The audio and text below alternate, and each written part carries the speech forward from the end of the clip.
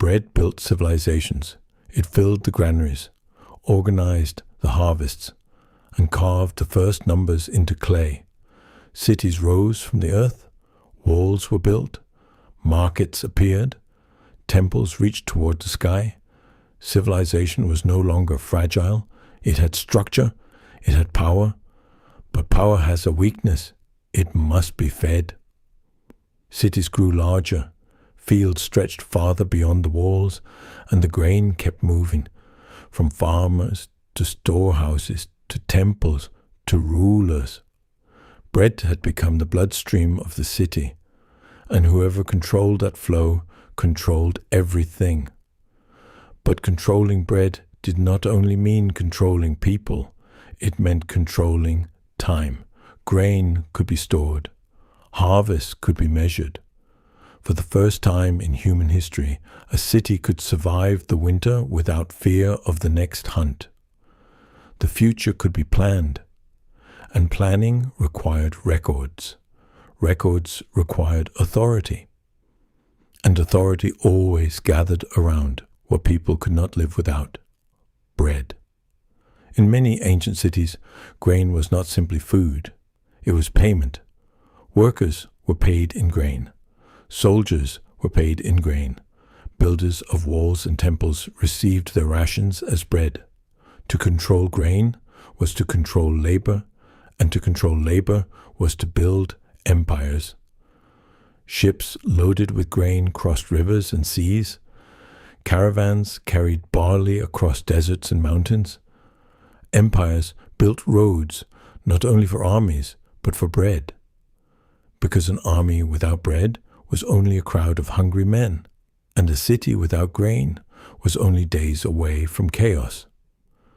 But control always has a cost. The farmer who planted the grain did not always eat it. The baker who shaped the loaves did not always keep them. And the workers who built the walls did not always share what was inside them. Bread had once ended hunger. Now it began to measure inequality. In Rome, the rulers understood something simple.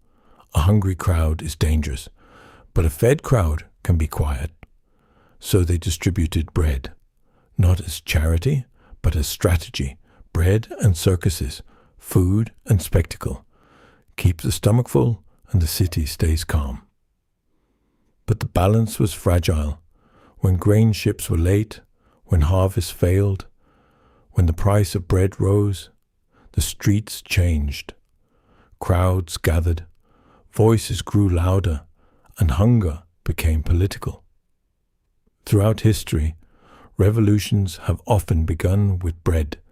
In ancient Egypt, workers building the pyramids stopped working when their rations disappeared. In Rome, crowds rioted when grain supplies failed. And in France, a kingdom collapsed when the price of bread rose beyond reach.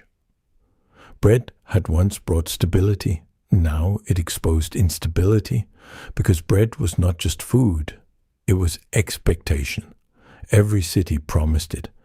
Every ruler depended on it. And when that promise broke, so did the peace. The pattern repeated itself again and again.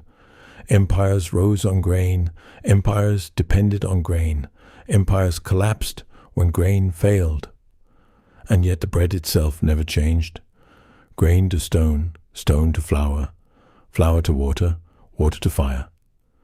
The same motion repeated for thousands of years. What changed was the meaning. Bread was no longer survival.